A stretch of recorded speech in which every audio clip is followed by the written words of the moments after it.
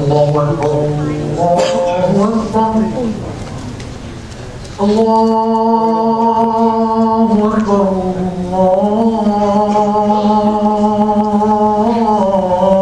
الله أكبر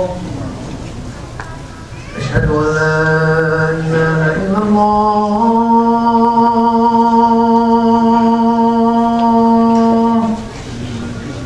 أشهد أن لا إله إلا الله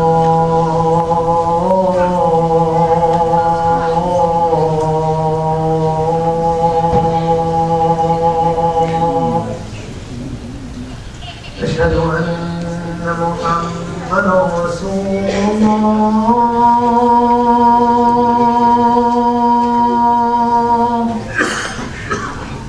أشهد أن محمدا رسول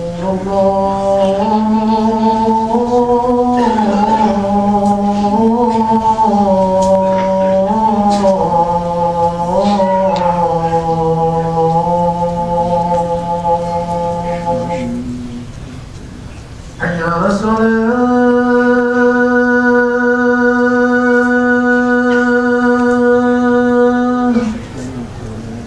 حي على الصلاة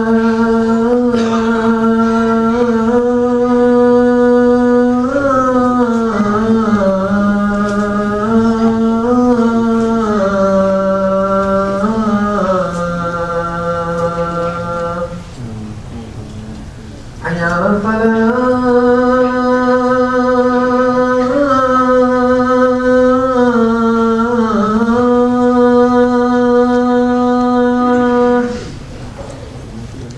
حي على الفلاح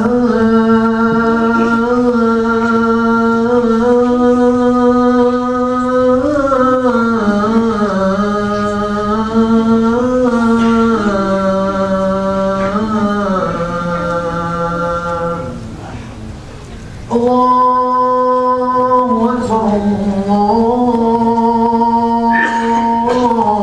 الله أكبر لا إله إلا الله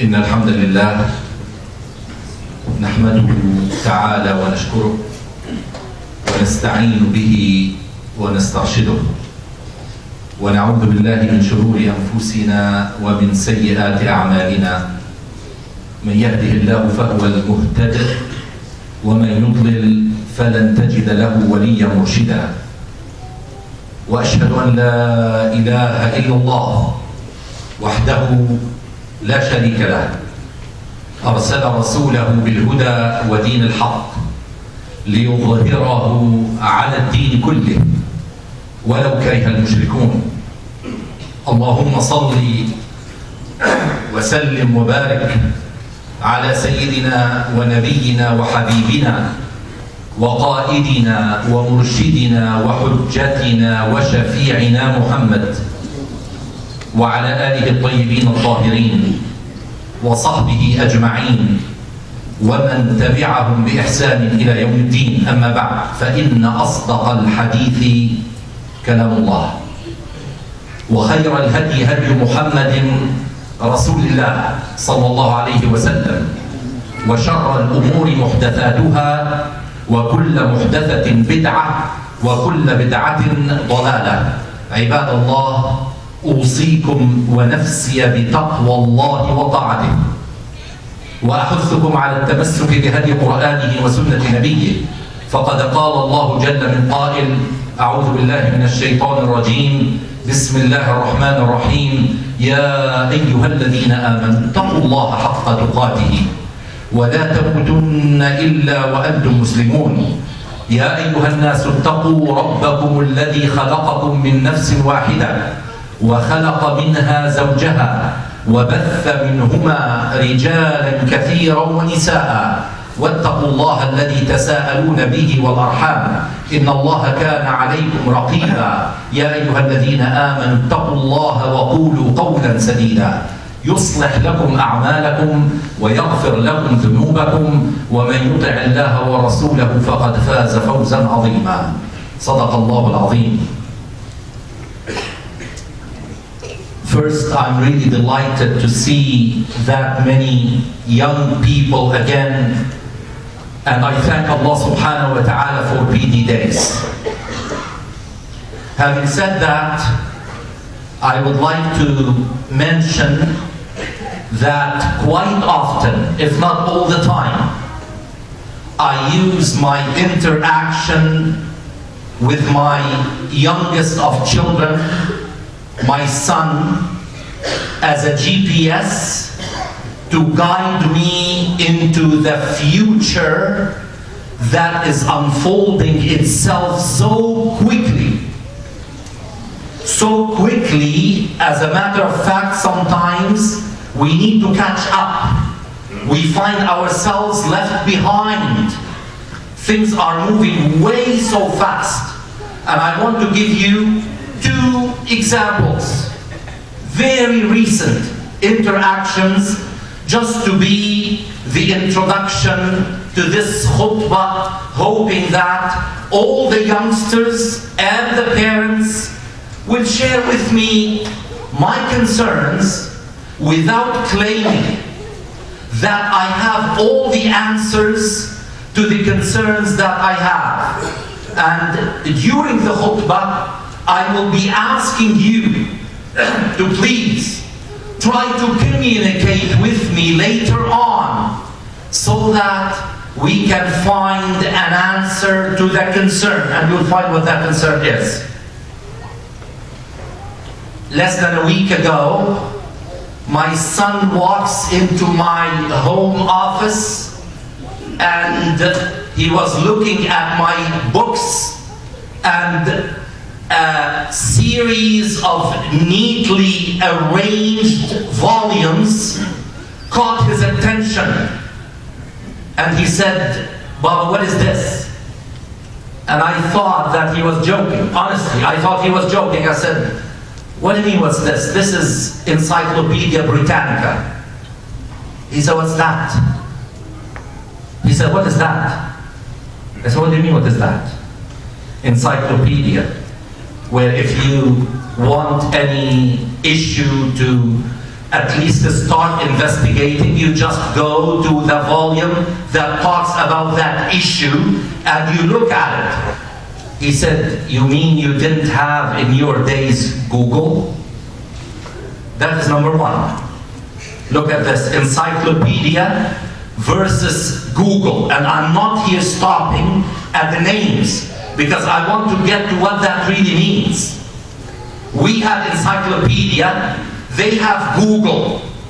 Is ours better than theirs, or is theirs better than ours? This is where I said I don't claim to know the answer. I don't know.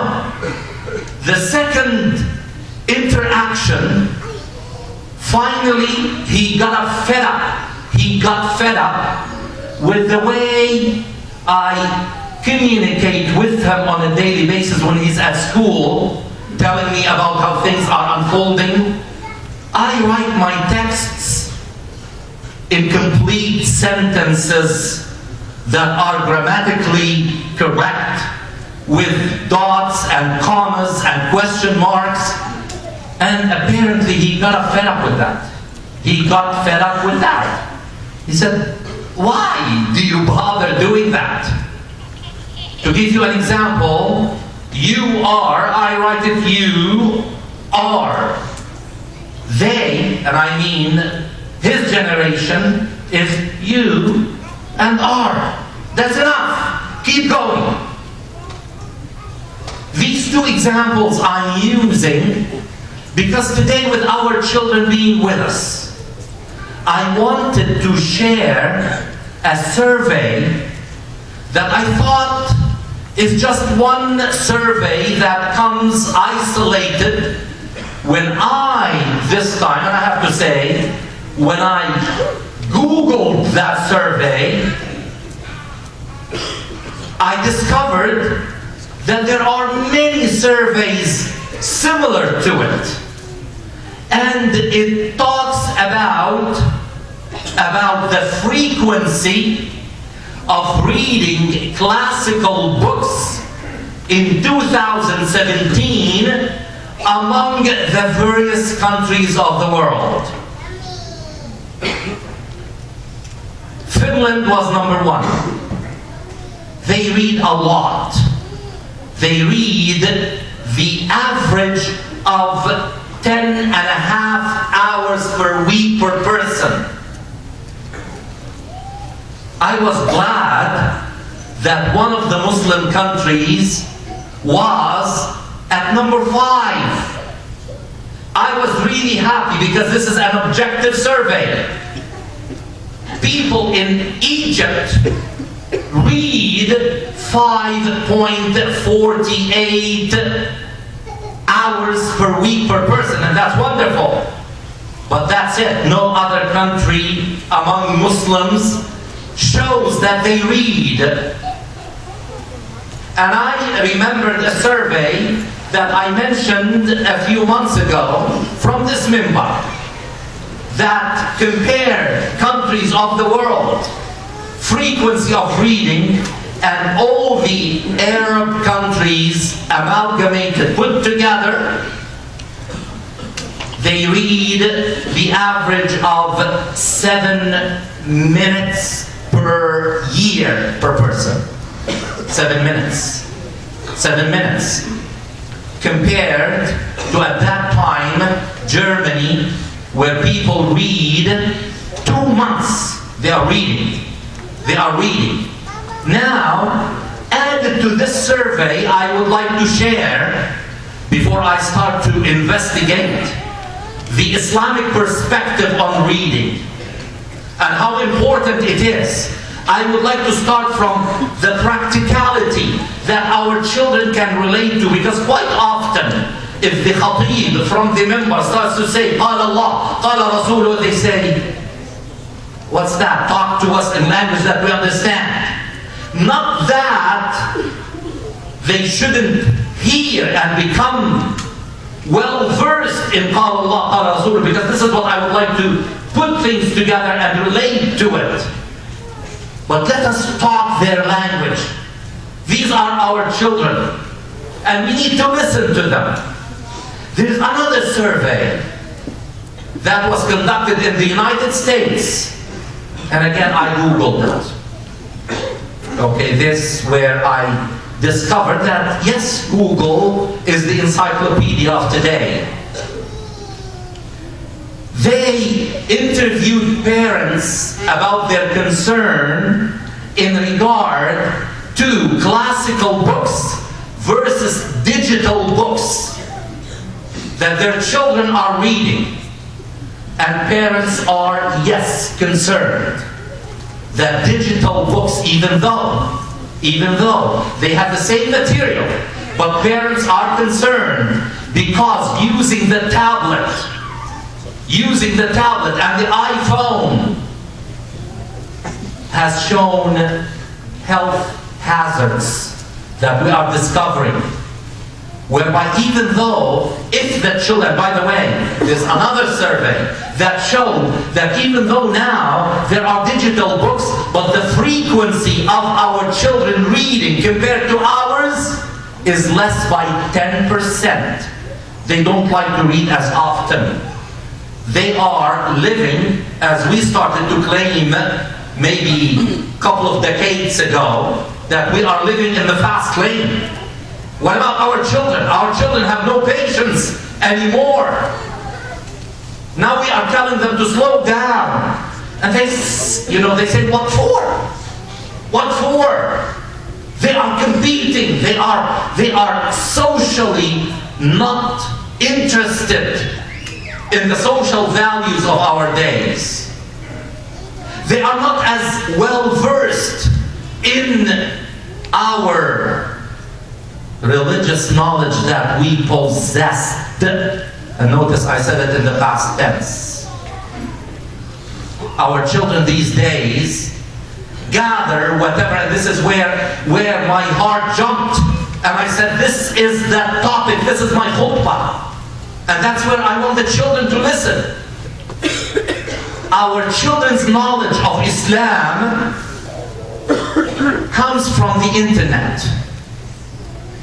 And they, and I let you discover what I mean by they discovered how vulnerable are our children to the internet and what appears on the internet. So special sites were made with Islamic names that started to feed Islamic knowledge that is false. And our children are grabbing this so-called knowledge under Islamic titles, and they are challenging their deen because they say, I read it, I found it on the internet. And the parents are letting their children just gather whatever they gather about Islam. Just imagine when we are not around, when we are gone, how will our children raise their children? When the challenges would have been mounted to the degree that today we don't know what to do with the challenges. What about our children? If we do not do something and do it from a practical standpoint. Now, is it enough for us to just dismiss Google and tell them, no, you're not, wait a minute. Don't impose our tools on them. علموا أولادكم غير ما تعلمتم فإنهم خلقوا لزمان غير زمانكم. And I said that, Imam Ali bin Abi Talib. Teach your children in a style different than yours, because they are born into a generation different than yours. I have to respect how my son is thinking. And I have to sit and talk, establish discussion instead of saying, as my father said to me, because I said so. Don't try this with your children, please, please.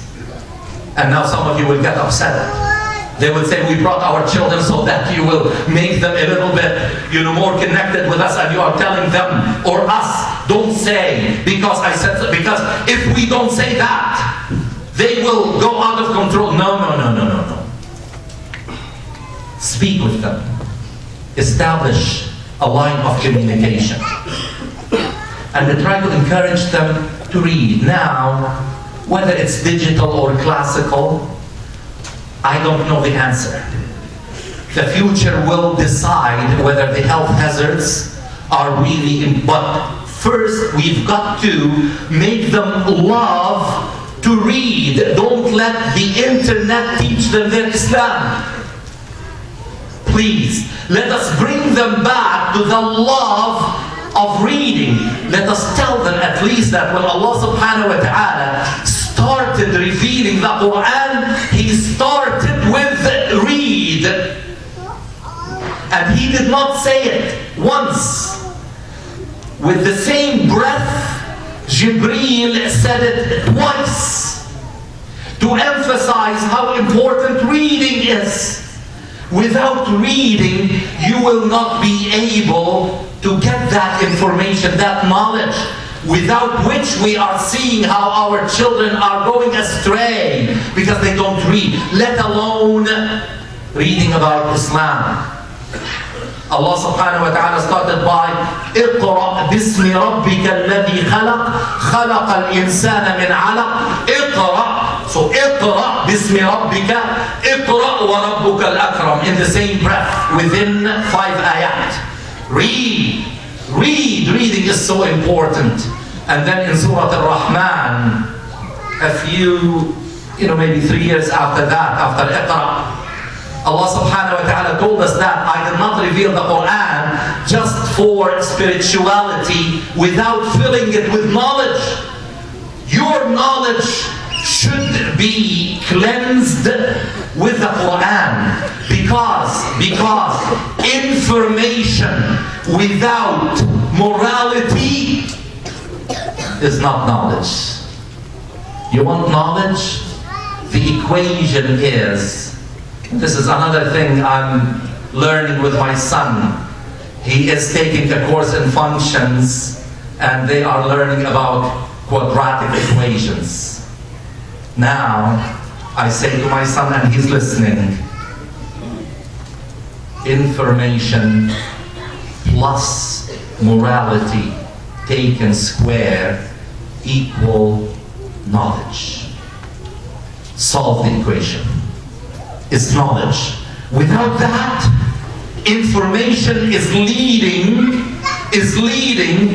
to about 6 hurricanes within a month that struck the US shores. Because this is information without morality. Look what happened to the people. So many people died. Now, without morality, North Korea and the United States may take us to global destruction. Without morality, we may not be able to breathe oxygen because of global warming. Without morality, we will be developing asthma because the air will be filled with filth. Without morality.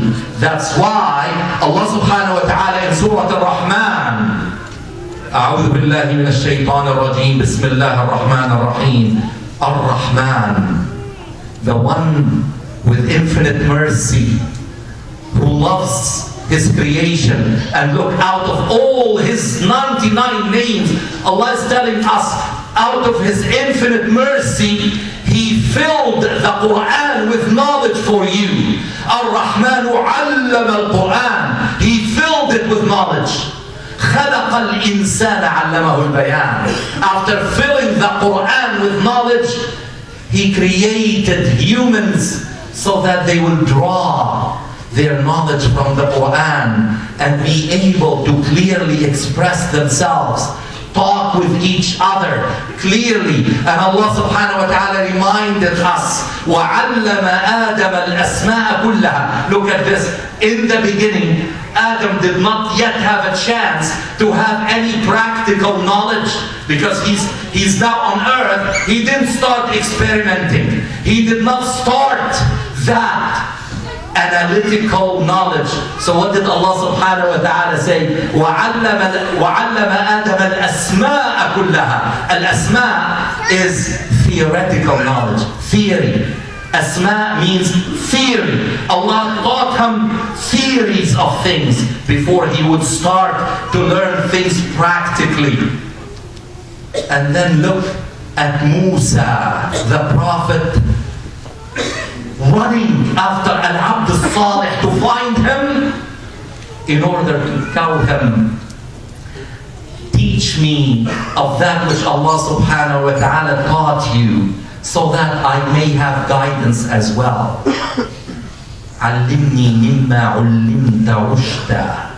I need guidance as well. He's a prophet, and he's looking for knowledge, because without that, we will go astray. So I say to my children, I say to everybody, we really need to bring you back to reading, to love, to take a book.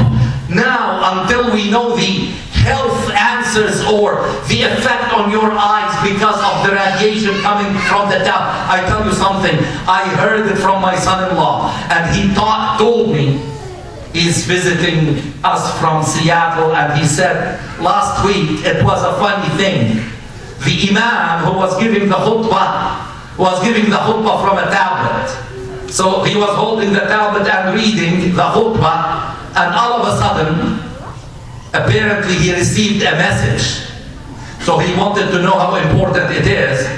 He couldn't read it, he put his glasses and he read it, and then he continued the khutbah. That's what technology is doing to us. That's what technology is doing to us. Even now, older people are being caught in that we don't know the answers. Is the tablet good or bad? Is the iPhone... Yesterday the world went crazy because the i10 now is thrown on the market. The world is going crazy. This is what is happening. But until we know the answers, we would like our children to start reading, to start writing, to start taking notes. You know, Khalil bin Ahmed, and I know that not too many people know him, he's the one who established in Arabic the knowledge of al-awud, something in Arabic. Al-Khalil ibn Ahmed said something. ما سمعت شيئا إلا كتبته وما كتبت شيئا إلا حفظته وما حفظت شيئا إلا انتفعت به. يا سلام يا سلام. He said, I never heard something without me taking notes and writing it down. And I never wrote anything down without memorizing it. And I never memorized something without getting the benefit of it. So this is how important reading was to them. How important writing was. A man was bidding a friend of his farewell. He was going, to another country. And he said to him, look at this, he said, استعن على وحشة الغربة بالكتاب فإنه اللسان الذي لا يفتر والعين التي لا تفتر. He said, help yourself in the difficulty of being away from home by reading as much as you can, because it is the tongue that never stops. It will keep you company. And the eye that never sleeps. You can always consult with the book and find something in it. Abdullah ibn Mubarak, the tabi'i, who never met any of the Sahaba of Rasulullah sallallahu alaihi wasallam, used to spend lots of time at home. His close friends would miss him. And they said, Ya Abdullah, why don't you keep us company? Why do you stay at home all the time? He said, because when I stay home, most of the time, I have the company of the Sahaba of Rasulullah sallallahu alayhi wa sallam. They said, how come? He said, because I read about their life through manuscripts, through books. I read about them. I learn about them. So they keep me company. And I love to read. So I wanted to again summarize that people's interest in reading has dropped down, because people now are more interested in hearing, in watching, and not that much interested in reading. The time when we used to read and read and read as Allah subhanahu wa ta'ala sent us a book, and it was the last book that He ever sent to humanity. That's it. He called that book, we didn't call it. It wasn't Prophet Muhammad sallallahu alaihi wasallam who named it. It was Allah subhanahu wa ta'ala who called it Quran. Inna anzalnahu Qur'anan Arabiyya. Allah called it Quran ala wazn fa'lan, meaning the book that you should be reading all the time. So I would like to just, I don't want to say plead, because you are our children. I know that you listen to us. I know you are very well raised and behaved, inshallah. I'm inviting you today from the member of the masjid that your parents brought to, that your parents would love to see you continue our legacy that we got from our parents, without which, that is the legacy, you will never be able to continue to be Muslims. You know how serious this is?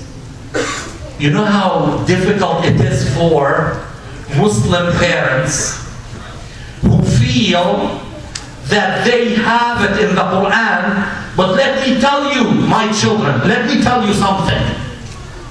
Most of your parents are unable to articulate the facts of the Quran to you.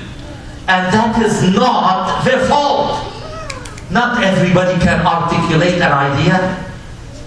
And if they cannot articulate it, don't say, see, you're wrong. Give them the benefit of the doubt. Maybe they were not able to prove to you why or where is the wisdom behind the Creator allowing on earth people to suffer according to our standards. Because this is the question that many of our children ask their parents. Where is justice? Where is the justice of the God you want us to pray 5 times to when He allows the children to be cut by saws? Yes, yes, yes. In as much as horrible this may sound, it is happening. And our children are asking these questions. Dismissing the answer is not wise. And if you don't know the answer, seek help. There's nothing wrong with that. There's nothing wrong with that. But I would like, children, listen to me. Listen. I would like to save your parents that trouble of being the in-between, that is in between you and God. Go and read about it. And inshallah, with the help of the exciting news about the new position that my son, and I call him my son Naji, quickly mentioned to you, but in the second khutbah I'd like to elaborate on it. Sheikh Abdul Fattah Tawakkul now, a new position in London, Ontario. Inshallah, we will together make a list of books and readings that are exciting for you, our children, to read. Read and enjoy reading, inshallah, so that we are getting old. We are getting old. It's a fact. We want soon to hand over the rope.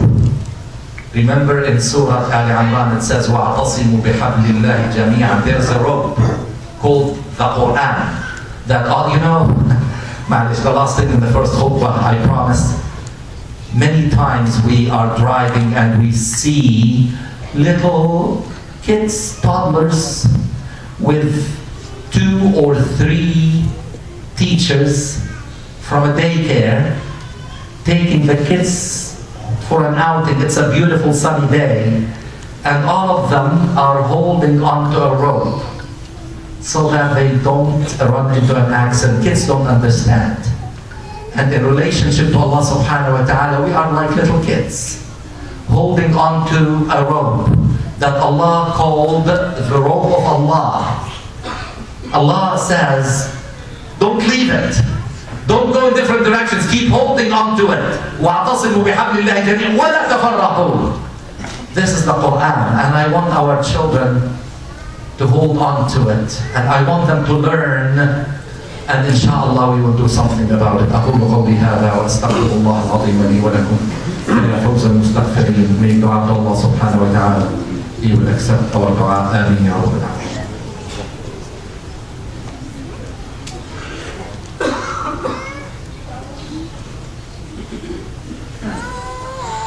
الحمد لله واشهد ان لا اله الا الله والصلاه والسلام على رسول الله وعلى اله وصحبه ومن والاه. رب اشرح لي صدري ويسر لي امري واحلل عقدة من لساني يفقهوا قولي. First, in the second khutbah, I want to apologize. I know that I took longer than I'm supposed to, because on your behalf, parents, I got excited. Look how many children there are among us today. Today, bear with me. I want them to hold on. I want them to do something before it's too late. Before it is too late. And we have to believe in the hope that Allah subhanahu wa ta'ala gave us. They are our hope. And for the parents, I would like to say, continue to read yourselves. And if you complain that your faculty of memorizing things is not as it used to be. Don't attribute that to old age. Because, you know, there are many things that we need to really keep in mind. And Imam Shafi'i was really right on the dot when he said that, you know, Allah subhanahu wa ta'ala gives us His light if we are in line with Him. So once he said a couplet, he said, شكوت إلى وكيع سوء حفظي. Waki' ibn al-Jarrah was the sheikh of Imam al-Shafi'i. So he said, شكوت إلى وكيع سوء حفظي فأرشدني إلى ترك المعاصي وقال اعلم بأن العلم نور ونور الله لا يؤتاه عاصي.